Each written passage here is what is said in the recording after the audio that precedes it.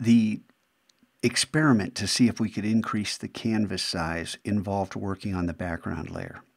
But from this point forward, we're not going to work on the background layer because we want to preserve this image as pristine as possible. So we're going to add a new layer, Shift, Option, Command N if you like shortcuts like me, Command Z to get rid of that, or click on the new layer icon and we have a new layer. Either way that works. But before we proceed, I haven't saved my work. That's not working very smart. If I hit Command S, this is going to save, but where is it going to save? So I'm going to save as so I can get a dialog box, because otherwise it might just save where I'm going. Photoshop remembers that I saved out as a PDF for the last image I worked with. But look where it's going, temporary items. Pay attention to where your files land. When you drag an image off the internet onto Photoshop, it's automatically saved in a temporary items folder. And that temporary items folder is in your library, which is invisible unless you know how to make it appear. And I showed you how to do that earlier.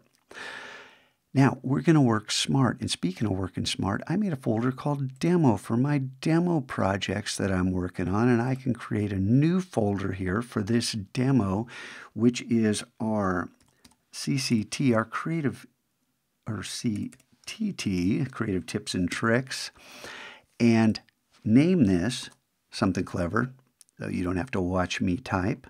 It's Photoshop, and yes, we're working in sRGB. I have to move you guys into Adobe RGB, but we'll wait on that. Now, this maximize compatibility, this is a good thing. I don't want to see it anymore. This is the last time I'm going to see this. So we don't have to deal with that, and now you know why it doesn't pop up on my computer when everyone else is perplexed. I get this second dialog box. Now, to the task at hand. I'm going to hit Command 1. Command 1 takes me up to full size. And then hold down the H key, which gives me the hand temporarily, and hold down the left mouse button. And holy moly. Okay, that's not supposed to happen. I don't know why that's jittering, probably because I'm recording a video. What that does is it temporarily gives you the navigator window. Navigator is right there, and we can zoom in. Now if I hit Command 0, or Command 1, sorry, now we have that box, and I can move that box down to where I want to see. I want to focus on this lower right version, and I want to be able to get rid of some of these distracting elements because we're going to put text here, and black and white, dark and light, very bad for legibility. So how do we get rid of this? In the olden days, we used the clone stamp tool, and it was amazing so long as you really, really knew what you were doing. But now Photoshop has, by default, it's on the spot healing brush, has the spot healing brush. It has a lot of other tools in here, and we can talk about those later. But for right now, the spot healing brush, you have to make a couple settings. We're on a layer with no pixels whatsoever. We want the type to be content aware, and we're not worried so much about this. We can talk about these later, but sample all layers. This is important because we want to sample the layer below it. Then we come out here, remember, Control and Option, and then pull your cursor right to make it larger, left to make it smaller, up to make it softer, down to make it harder. We want kind of a little bit of a soft edge brush, because we want to hide our work a little bit, and we want to stay small. We don't want to be any larger than we need to be. What happens if we click? Pull away. Now, you just can't scrub and expect magic to happen. Oh, look, it worked. Okay, but did it really work? Did it leave other artifacts there? It's best to be patient as you're doing this. Just take your time.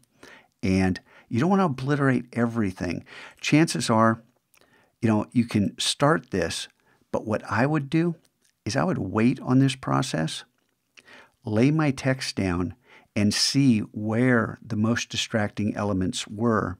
And then I can work below the text layer in order to remove things that were making it hard for me to read what I had on the page, or the text, the information.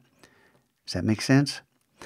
Some images are just like the upper area of the canvas when we increase the canvas size. Some images are harder to work with than others. Sometimes this brush works like magic, like right now.